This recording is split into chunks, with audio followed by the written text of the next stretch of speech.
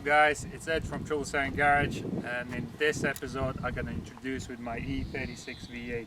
So what was the start? I've originally wanted this inline 6 2.5 quick project, quick skidder, basically cheap as possible, drift slag, let's put it that way. But when I started to strip it, I was like, I'm probably gonna take it for a track once or two, and then probably after a while I get bored, because I had before E36 2.5, which it was alright, but it was slow end of the day. So I was like, okay, I got an engine, I got a gearbox, already on the shelf ready to go. I run my mate from R88 Motorsport. He already had the E36 V8. The setup which is right here now, it already was made in his car, but he ended up stripping the car because as far as I understand, the cars was pretty rusty. Anyway, so I bought off him subframe, steering shaft. What else I bought? Oh, the wiring loom. Yeah, that's it. So I've used the X5 sump of E53 you can use any V8 sump, basically 4.6, not from the 4.8, which is N62. Remember, this is M62 for mother, non-vanos. So I've swapped the oil pump with the sump, and yeah, because as I told you before, I bought a subframe because you need to modify the subframe for the X5 sump. Also obviously do the engine arms, so I took that from him as well, and the steering shaft. Yeah, so as you can see, the engine itself sits all the way to the back. So that, I mean, with the X5 sump, that's probably the main goal. You can push as far as you can, and that's something to do probably with the how it handles and stuff like that. Because you can buy another kits for M62 swap, where engine sits more to the front. So what I've done so far, let me introduce. Come here. I got a BC coils all the way around. Bought a second-hand set for like $450. Currently I just don't have the time to modify the arms. I had the E46 M3 front arms with the Powerflex poly bush, the purple tag steering wheel, steering rack, with I think only one pipe modified. I think the high pressure one, which goes to the pump. What else we got? Yeah, I still need to modify the hubs for the bit of a lock. Done the brake pipes. I still need to do the hydro and the rear brake pipes. Got an engine in, gearbox in. By the way, with this setup, it sits with the ZF 5-speed gearbox on the original mounts, so I can use the ZF 2.8 prop shaft. I don't need to modify the prop shaft or any gear linkage or anything. Also, I will put a short shifter in probably after a while. But yeah, we got our engines in. Still need to finish the cooling. I got a wiring already plug and play. The throttle cable seemed to be alright, because this originally was 323, I think M52 2.5. Just to let you know guys, if you're doing the setup, make sure you bang the wall, the firewall at the back, because the coolant pipes is on the way. This is my temporary setup for cooling thing, because I'm still leaving the heater control valve, because you might not have it if you don't have a heat control valve, climate control in the front, but I do have it because this is, I think, 98. I'm not sure in what year they introduced that. But you have a manual, you have only 2 pipes, and yeah, that's basically my sort of temporary setup. for now I need to install the fuel tank and do the fuel pipes. I've removed the fuel tank because I got custom fuel tank, which is supposed to sit right here. So I'm gonna put a checker plate, and that fuel tank is gonna sit right here.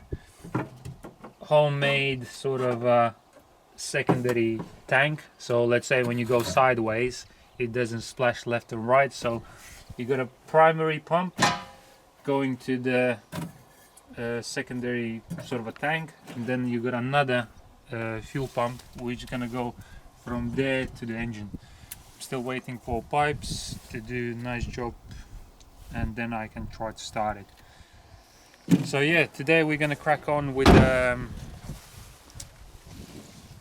rear suspension. I'm gonna do all the power flex bushings, and I think that's it for this episode. So we're gonna crack on afterwards with the fuel tank and probably starting and the brakes and suspension.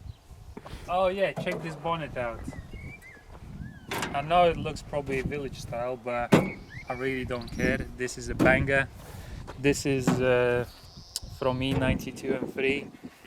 I had smashed that bonnet, the corner basically smashed the M3 bonnet. So what I've done, I've cut the original bonnet out and just riveted the M3 bonnet. So it's sort of a curved shape, 2 intakes. My perspective, it looks quite cool, but it's not a tidy job. But as I said, I don't care. This is a banger.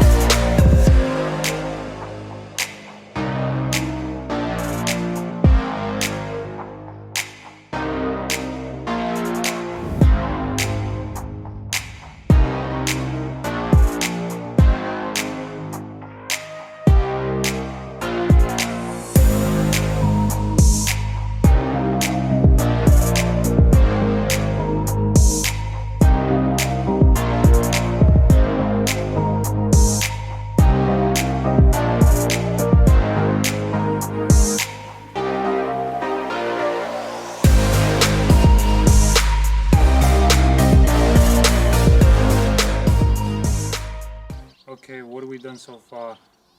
We stripped it after probably 2-3 hours, managed to brush the bushes out. I didn't sort of go in depth cleaning it. I just sort of waxed oil it, just make sure it's tidy-ish. So as I said, I just don't care. It's going to be trashed on track, so who needs spending like money and hours on it if it's going to be trashed anyway. So I just cleaned it, waxed oil, and that's it. Power flow is going in, so with the arms, and then probably I'm going to manage to put a back suspension on. I still need to modify the front suspension, and yeah, crack on with the fuel tank and the rest of the stuff to make sure it's running up and right.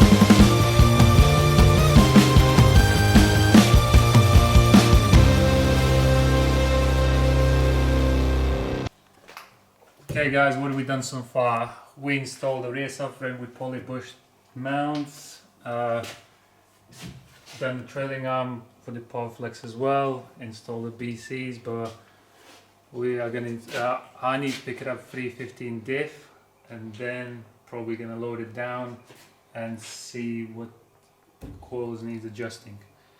So also installed the prof, it's a 2.8 ZF prof. Managed to do the gearbox mount and obviously get the car in, because as I said, I was outside, was literally messing about all day long to get it in. So finally it's in, so we're gonna crack on tomorrow. I'll see you later.